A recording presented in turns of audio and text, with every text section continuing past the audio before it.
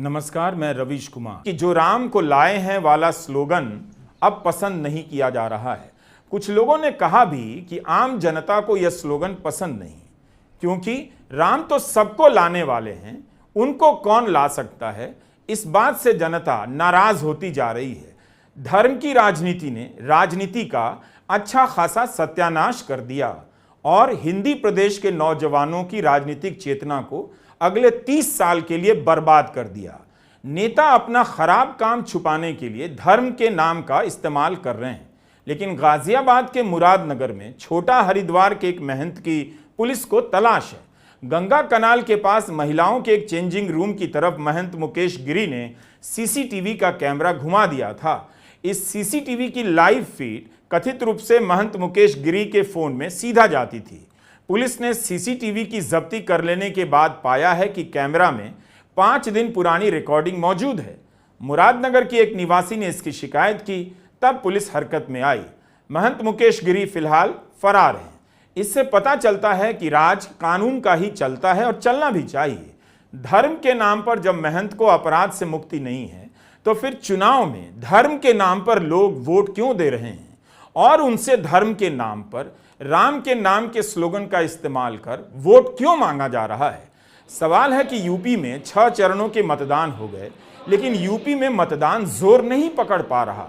क्या इसलिए कि यहाँ की जवानी बर्बाद हो गई? उसके पास अब रोजगार नहीं, पढ़ाई के नाम पर जुलूस निकालने की ट्रेनिंग तो मिल गई, मगर स्किल इंडिया की ट्रेनिंग नहीं मिली, और मिली तो कोई खास लाभ नहीं हुआ। क्या बेरोजगारी ने उत्तर प्रदेश के युवाओं का उत्साह ठंडा कर दिया है? अगर यूपी में ही मतदान में तेजी नहीं है, तो फिर इस चुनाव में कोई दम नजर नहीं आता। ना तो योगी ना मोदी मतदाताओं में वोट डालने का जोश पैदा कर पा रहे हैं। अब कहा जा रहा है कि गर्मी बहुत है, लेकिन गर्मी तो बंगाल में भी है, वहां 78% मतदान हुआ।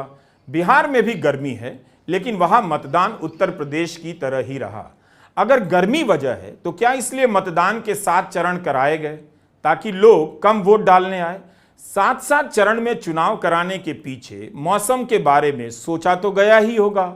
मूल बात यह है कि वोट डालने का संबंध उम्मीद से होता है। बीजेपी का 2047 के भारत का दस्तावेज युवाओं में जोश नहीं पैदा कर रहा है। इस चुनाव में भारत के प्रधानमंत्री नरेंद्र मोदी ने पूरा चुनाव मुजरा तो कभी मंगलसूत्र, कभी भैंस, तो कभी पाकिस्तान पर बोलकर निकाल दिया। ढंग की बात भी की होगी, मगर उनके इस तरह के फालतू बयानों से अंकिलों को छोड़कर किसी में जोश नहीं आ सकता। इन युवाओं का सोचिए, जिनका जीवन भर्तियों के इंतजार में पेपर लीक के कारण बर्बाद हो गया, उम्र भी निकलती चली गई। ये नौजवान रोजगार के चक्र से करीब करीब बाहर कर दिए गए हैं। इनकी बात ही नहीं हो रही, लेकिन पीएम को परमात्मा ने भेजा, कब उन्होंने सपना देखा, न जाने क्या क्या कहते हैं। इस चुनाव में प्रधानमंत्री मोदी कौन सा एजेंडा सेट कर रहे हैं पता नहीं। अगर विकसित भारत का इतना खाका है, तो मुजरा टाइप का बयान उनकी जुबान पर कैसे आता है? बनारस में प्रियंका गांधी और डिंपल यादव ने कांग्रेस के उम्मीदवार अजय राय के पक्ष में रोड शो किया।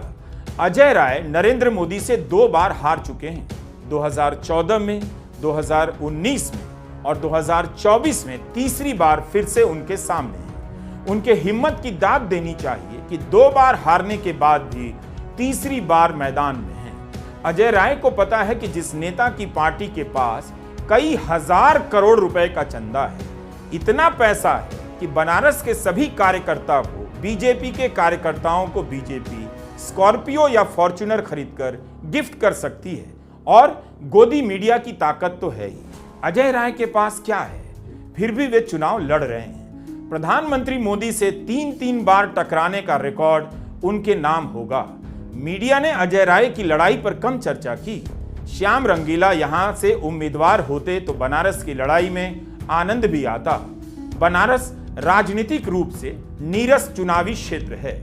यहां खाने पीने की छोटी छोटी शानदार दुकानें ना हो, तो दिल्ली से आने वाले पत्रकारों को रिपोर्ट करने के लिए कुछ भी ना मिले। इसलिए वे जब भी बनारस आते हैं, घाट पर पहुंच जाते हैं। उस बनारस में नहीं, जहां लोग रहते हैं, जहां के लोगों की अपनी समस्याएं हैं और जहां के लोग चुनाव में वोट डालते हैं। दिल्ली के पत्रकार बनारस आते ही आध्यात्मिक होने की नौटंकी करते हैं। इसकी गलियों में भटकने लग जाते हैं संसार का मर्म समझने के लिए। शायद ही कोई बनारस की शहरी समस्या पर रिपोर्ट करता होगा। सब बनारस के पौराणिक महात्म्य का बखान करने लग जाते हैं। बनारस ये है, बनारस वो है। भाई ये भी तो बताओ कि बनारस में आम जनजीवन क्या है, उसकी अपनी समस्याएं क्या हैं। मुझे लगता है बनारस मीडिया के बनारस से काफी परेशान हो गया है, और इस तरह के रोड शो से भी।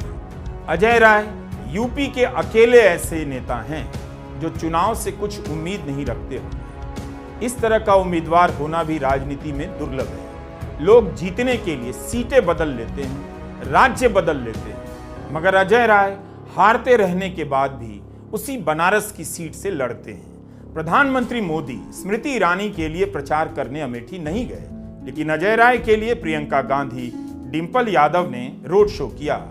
बनारस में चर्चा है कि प्रधानमंत्री मोदी क्या पिछली बार के अंतर से जीतेंगे, उससे ज्यादा वोटों से जीतेंगे, या इस बार उनकी जीत कम वोटों से होगी। बनारस से पहले आज गोरखपुर में अखिलेश यादव और प्रियंका गांधी ने एक रैली की।